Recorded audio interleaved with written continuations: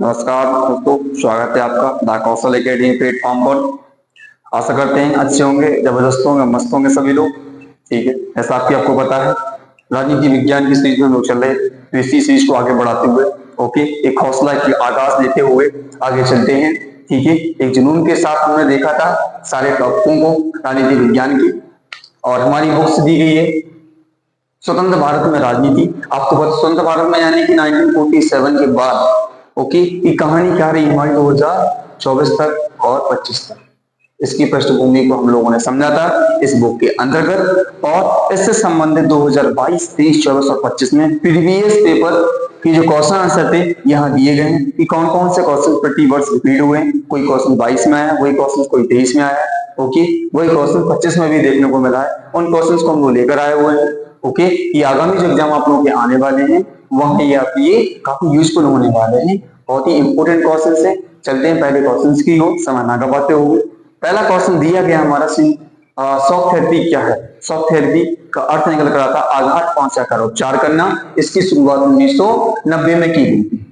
ठीक है, प्राकृतिक संसाधन क्या है। नेचुरल रिसोर्सेज वह संसाधन जो प्रकृति के द्वारा प्राप्त होते हैं, प्राकृतिक संसाधन कहलाते हैं। पेट्रोलियम, डीजल, ओके ईंधन, अन्य कह सकते हैं स्रोत हमारे हैं।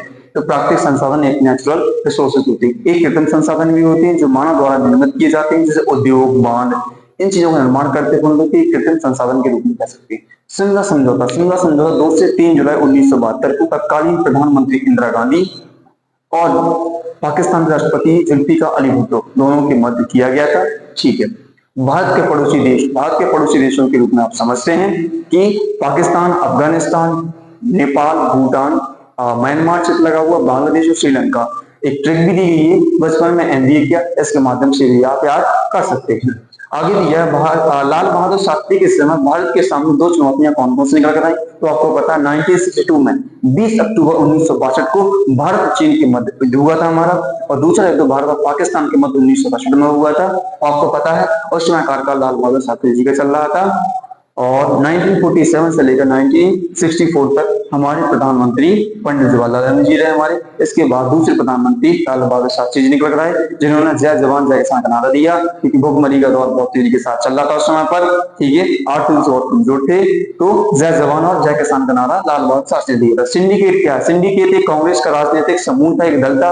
आज वर्तमान में कैबिनेट मंत्री बने हुए, मंत्री परिषद है हमारी, एक मंत्रिमंडल है हमारा। और उसमें भी कह सकते हैं सिंडिकेट एक राजनीतिक कह सकते हैं दल और पार्टियों में व्यक्तियों का एक समूह था, जैसे सिंडिकेट कहा गया। भारतीय के क्षेत्र को 7 बहनें, अब बेसिकली 8 बहन हो चुकी है, ध्यान रखना। सिक्किम राज्य भी जोड़ दिया गया, तो असम लगा हुआ हमारा, अरुणाचल प्रदेश लगा हुआ हमारा, मेघालय, मिजोरम, ओके सिक्किम, नागालैंड, त्रिपुरा, ये क्षेत्र लगे हुए हैं हमारे, मणिपुर, ये सब क्षेत्र लगे हैं। इन्हें पूर्वोत्तर क्षेत्र को हम 7 बहनें कहते हैं। अब बेसिकली 8 होगी, सिक्किम को भी छोड़ दिया। गठबंधन की राजनीति क्या है। जब कोई भी पार्टी अपना एक बहुमत प्राप्त नहीं कर पाती है तो अन्य पार्टी में वो शामिल हो जाती है। ओके, उसे हम गठबंधन की राजनीति कहते हैं। जैसे वर्तमान स्थिति में जो बीजेपी की सरकार हमारी इस बार आई है, वो एनडीए का उसे क्या मिला है, समर्थन मिला है। नेशनल डेमोक्रेटिक अलायंस जो लोकतांत्रिक गठबंधन जो राजनीतिक हमारी पार्टी है, उसके तहत, क्योंकि वो बहुमत प्राप्त नहीं कर पाती कोई पार्टी, तो अन्य पार्टियों की कह सकते हैं सीटों के माध्यम से बहुमत प्राप्त करके सरकार बन जाती है। 2 या 3 से पार्टियां इकट्ठी होकर गठबंधन हो जाता है। राष्ट्र निर्माण की चुनौतियां आप देख चुके हैं। लेसन नंबर पहले में राष्ट्र चुनौतियों में शरणार्थी की सबसे बड़ी समस्या हमारे देश में देखी गई। जब अन्य देश से कोई देश में हमारे निवेश करता है, उनके रहने, खाने, पीने, ओके नागरिकता प्राप्त करने के लिए बहुत सारी ऐसी दिक्कतें आती है देश में, कि बहुत बड़ी चुनौती थी हमारी। उसी समय भारत का विभाजन कर दिया गया था 1947 में, धर्म के आधार पर देश अलग पाकिस्तान हुआ था हमारा, कि बहुत बड़ी चुनौती थी हमारे लिए कि भारत को एक अखंडता के रूप में स्थापित करने के लिए। धर्म के आधार पर भी विविधता देखने को मिली। भाषा में बहुत सारी विविधताएं थी, जिसके कारण 1953 में हमको राष्ट्रपति आयोग अधिनियम लेकर आना पड़ा। तो 1953 में हमारा कह सकते हैं भाषा के आधार पर राज्य बना आंध्र प्रदेश हमारा। ये बहुत सारी चुनौतियां थी। सहमति पत्र क्या है, इंस्ट्रूमेंट्स ऑफ टैक्सेशन कहते हैं। हालांकि मैं आपको बता चुका हूं, जब किसी अन्य देश से कोई व्यक्ति एक दूसरे देश में जाता है, तो जिस देश में पहले से रह रहा था वहां की यातायात, संचार, शस्त्र एवं औजार सभी को त्यागना होगा। इसके बाद उसे अन्य देश की नागरिकता मिलेगी। इसी प्रणाली को इंस्ट्रूमेंट्स ऑफ टैक्सेशन या सहमति पत्र के नाम से जानते हैं। चलिए, आपातकाल के 3 सबक आपको पता है। 25 जून 1975 को देश में आपातकाल लगाया गया था इंदिरा गांधी के द्वारा। और आपातकाल कि परिणाम रूप में आपने देखा जो चुनाव 1975 में हुए थे, वह चुनाव स्थगित कर हमारे 1977 में किए गए थे। ओके, तो 2 साल का एक ड्यूरेशन जो हमारा बढ़ चुका था, तो राजनीतिक कह सकते हैं जो विचारधाराएं थी बहुत तेजी के साथ आगे बढ़ चुकी थी। ओके, दूसरा परिणाम देखा कि जो विपक्षी थे हमारे अगेंस्ट में खड़े थे, जो कांग्रेस के उन नेताओं को, उन पार्टियों के नेताओं को गिरफ्तार कर लिया गया था, जेल में बंद कर दिया गया था। तो ये बहुत बड़ा परिणाम निकल कर आया हमारे लिए। ठीक है, फिर आपातकाल के परिणाम निकल कर आते हैं हमारी। ठीक है, और जो व्यवस्थाएं थी हमारी पूर्ण संचालित नहीं हो पाई थी हमारी, एक तानाशाही का रूप और कह सकते हैं नागरिकों के जो अधिकार थे, मूल अधिकार, उनका भी उल्लंघन किया गया था। तो ऐसे बहुत सारे परिणाम निकल कर आते आपातकाल के समय। पंचशील समझौता 29 अप्रैल 1949 को चीन के हमारे राष्ट्रपति चाउ एन लाय, भारत के तत्कालीन प्रधानमंत्री पंडित जवाहरलाल नेहरू की मध्य एक पंचशील 5 सिद्धांतों की बातें कही गई थी। उसे ही पंचशील सिद्धांत के रूप में हम लोग जानते हैं आज वर्तमान में। ओके, और इसकी घोषणा 29 अप्रैल 1949 की गई थी, लेकिन पूर्ण रूप से सहमति 1954 में की गई थी। ओके, चीन के राष्ट्रपति चाउ एन लाय और भारत के प्रधानमंत्री पंडित जवाहरलाल नेहरू के मध्य। हालांकि समझ गए क्षेत्रीय असंतुलन को दूर करने का उपाय आपको पता है। क्षेत्रीय असंतुलन को दूर करने के रूप में हम देखते हैं अलगाववादी एक क्षेत्र निकल कर आता हमारे लिए।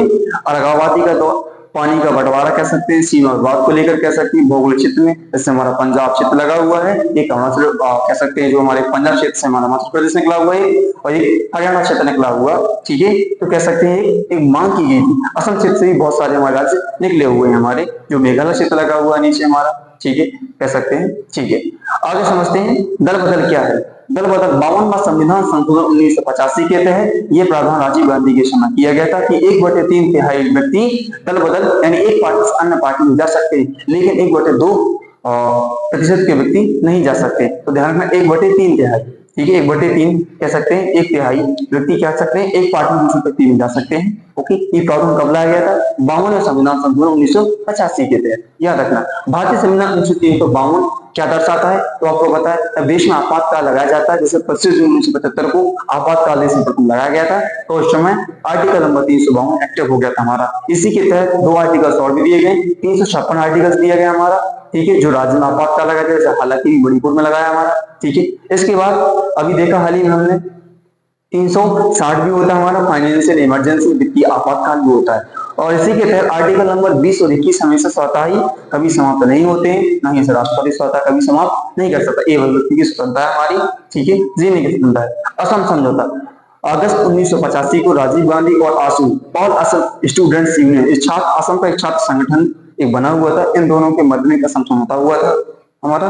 ठीक है, लोअर कोरस के नाम से प्रमुख सरदार वल्लभ भाई पटेल जी को जाना जाता है, और इनकी डेथ 1950 में हो चुकी थी। ठीक है, इन्होंने राष्ट्रीय एकीकरण, भौगोलिक, आर्थिक, राजनीतिक इन कारणों के रूप में बहुत अच्छा योगदान दिया, अच्छा कार्य किया है, जिस कारण से लोअर कोरस एवं बिस्मार्क भी कहा जाता है भारत का।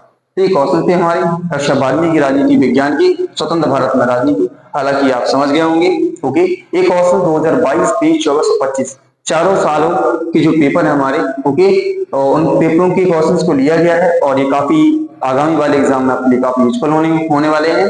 तो इनको याद जरूर कर लें आप लोग। ठीक है, और इनके लेक्चर्स भी देखना अगर क्वेश्चन समझ में नहीं आ रहे हैं, क्योंकि मैं थोड़ा जल्दी से चल रहा हूँ, क्योंकि अभी और भी क्वेश्चंस हैं आप लोगों के। ठीक है, संबंधित अभी सेकंड लेक्चर लेकर आने वाले हैं हम इसी संबंधित। ओके, इंतजार करें आप उसका। ओके, चलिए, take care, see you tomorrow, मिलते हैं सेशन। नमस्कार दोस्तों।